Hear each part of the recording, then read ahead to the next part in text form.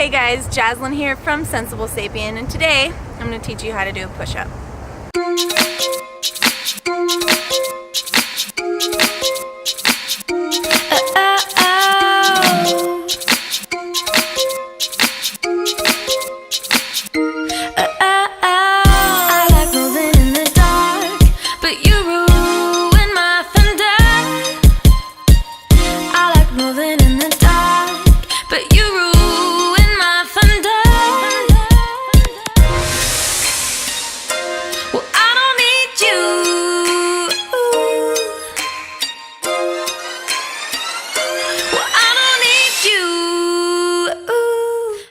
Alright, so we want to start with correct hand positioning.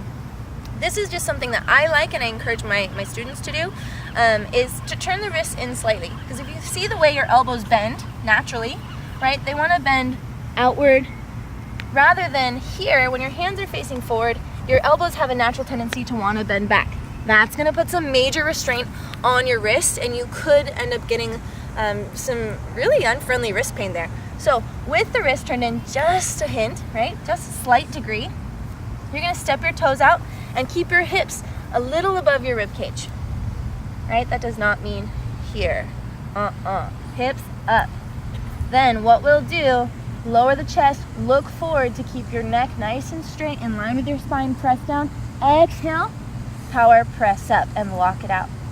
Okay, so core stays in nice and tight, lower down, look forward, exhale, press up, lock it out. First things first, if you can't get into a push-up right now, you don't have to worry about it. We're gonna figure out how to do what's called a girl push-up, which I think is really stupid, but we're gonna do it anyway. You go on the knees, right? Knees are a great way to start. Find your hand positioning, hug your pelvic bone forward so you've got a nice straight line from your tailbone to the tip of your head, lower it down, exhale, press up. Right now, if you're worried about that range, you might try to teach yourself all the way down to the floor, lift your hands up, and then plant them back down, drive through the base, press up, lock it out. Easy modification, numero uno. If you tried your push-up on your knees and it was still too intense, there's one more route you can take. Modification number 2, find an incline. I don't care what you use, a bench, a chair, your bed, your cat, I don't know, maybe not your cat. Hands come down. You're gonna find your nice inclined plank. Everything's active, core is active, glutes are active. You're gonna lower it down, chest to bench, exhale, drive through your hands again. Watch, elbows move out naturally. Chest to bench, exhale, press. If that's still too intense and you're finding that dipped back or bent chin, just drop your knees down. These good old guys will help you get there.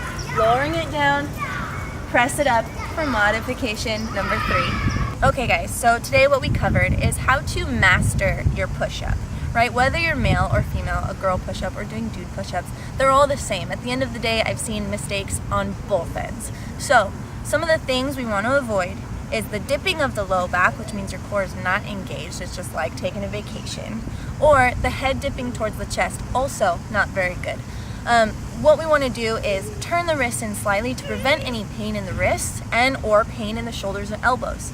We also want to keep our head nice in line with our spine. One trick you can do is press your tongue to the roof of your mouth to practice engaging those muscles. Otherwise, you want to look forward, find a focal point that doesn't crunch your neck up nor make you look down where your head sags, right? You want to find that nice medium line. Secondly, we talked about our modifications. We have visitors. We talked about our modifications. The first modification being plant your knees into the ground, hug your pelvic bone forward, keep a nice diagonal line, and then lower all the way to the floor. Exhale, press it up. Modification number 2, find an incline, whether it's your bed, whether it's a bench at the gym, or anything else, stairs, it doesn't really matter, but you want to find that incline here. If that's too much, there's one more step back you can take, which is placing your knees on the ground from there. You may find that it seems too easy, but what it will do is teach you proper form, as well as teach your body how to make full range. Because another thing we don't want to do, that I see all the time, is these half push-ups. And guys are just like busting them out and they're doing these half push-ups, and I'm like, dude, fully extend. Fully extend. So those are the 3 things we learned today. If you practice these things, whichever form you take, whichever modification you take, just practice 10 of them a day. That's all you need. 10 a day, 7 days a week, before or after your workout, morning or night, doesn't matter. find your good form and then stick with it. Okay guys, that's all the information we have for you today. I really hope that this helps you master the push-up. If you found this information helpful, feel free to leave us some comments below or hit that like button. And we'd also love to have you a part of our Sensible Sapien tribe, so if you haven't already, hit the subscribe button and we will see you next week.